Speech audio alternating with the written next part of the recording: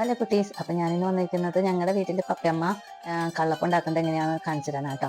ഞങ്ങൾക്ക് കള്ളൊന്നും കിട്ടാറില്ല. ഇന്നലെ കള്ളൊക്കെ കിട്ടിയപ്പോൾ അമ്മ കള്ളപ്പം ഉണ്ടാക്കാന്ന് പറഞ്ഞുകൊണ്ട് ഉണ്ടാക്കുന്നത് കേട്ടോ. നിങ്ങൾക്ക് എല്ലാവർക്കും അറിയായിരിക്കും കള്ളപ്പം ഉണ്ടാക്കാൻ, എന്നാലും ഞങ്ങളുടെ വീട്ടിലുണ്ടാക്കിയതൊന്ന് കാണിച്ചു തരാമെന്ന് വിചാരിച്ചു.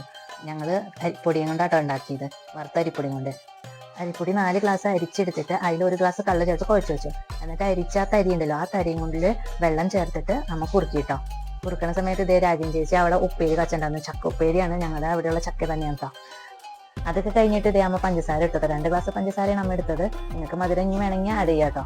എന്നിട്ട് പിന്നെ നാളികേരം എടുത്തു, നാളികേരപ്പാല്, നാളികേരം ചിരകിയത് എടുത്തു. 2 നാളികേരം എടുത്ത് അതിൽ 1.5 മുറി പാലും 1/2 മുറി നാളികേരം ചിരകിയതായിട്ട് എടുത്തത്. പിന്നെ കുറച്ച് പാല് ആ കുറുക്കിലേക്ക് വെച്ച് ഒന്ന് കുഴച്ച് വെച്ചോട്ടാ.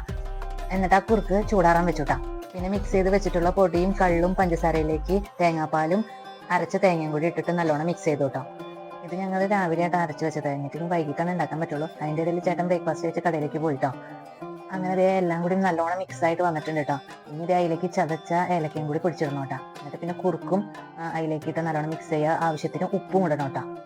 അങ്ങനെ ഏലക്കായും കുറുക്കും എല്ലാം ഇട്ടിട്ട് നല്ലോണം മിക്സ് ചെയ്തിട്ട് നമ്മൾ മിക്സിയിൽ നല്ലോണം അരച്ചെടുക്കും കേട്ടോ. അങ്ങനെ മിക്സിയിലിട്ട് നല്ലോണം അരച്ചത് ഒരു പാത്രത്തിലേക്ക് ഒഴിച്ചു. നമ്മൾ കുറച്ച് കൂടുതൽ പൊടി എടുത്തേക്കണം, കാരണം ഇത് 2-3 പ്രാവശ്യം അടിച്ച് ഒഴിക്കേണ്ടി വന്നു കേട്ടോ. എന്നിട്ട് ലാസ്റ്റ് ആ പോണിലേക്ക് തന്നെ എല്ലാം ഒഴിച്ചു. കുറച്ച് കൂടുതലുള്ള പൊന്തി പോയാലെന്ന് വെച്ചിട്ട് അതിലേക്ക് തന്നെ ഒഴിച്ചത്. അങ്ങനെ അത് മിക്സ് ചെയ്ത് ഫെർമെൻറ്റേഷനായിട്ട് വെച്ചു കേട്ടോ. ഇനി ഒരു 6 മണിക്കൂർ കഴിയുമ്പോൾ അത് നോക്കിയാൽ മതി. അപ്പോൾ ചേച്ചി ബാംഗ്ലൂരിൽ നിന്ന് രസമലായി കണ്ടെന്നുണ്ടായിട്ടാ. അത് ഞാൻ ആദ്യമായിട്ട് കഴിച്ചേനെ. പാറും ചേച്ചിയൊക്കെ പറഞ്ഞ് കേട്ടിട്ടുണ്ടെങ്കിൽ ആദ്യമായിട്ട് കഴിച്ചേട്ടോ.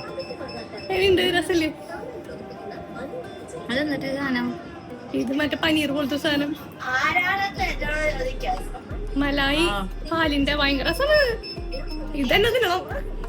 അങ്ങനെ രസമലായൊക്കെ കഴിച്ചു. അപ്പോഴേക്കൊരു 4.5 മണിക്കൂർ കഴിഞ്ഞപ്പോഴേക്കും നോക്കിയപ്പോഴേക്കും പൊന്തി ഉണ്ടായിട്ടോ. അപ്പോൾ അമ്മ ഒരു ട്രിപ്പ് ഉണ്ടാക്കി വെച്ച് ശരിയാവുമെന്ന് അറിയണമല്ലോ.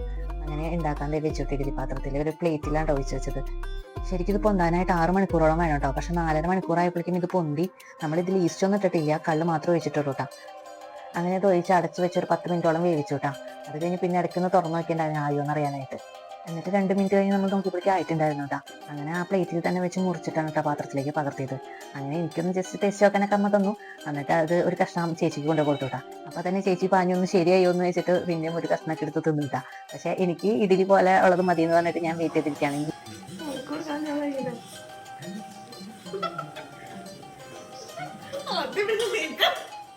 എൻ്റെ ഇഡലിക്കോട് ഒഴിച്ചിട്ടുണ്ട്. അത് ശരിയായിട്ടുണ്ട്.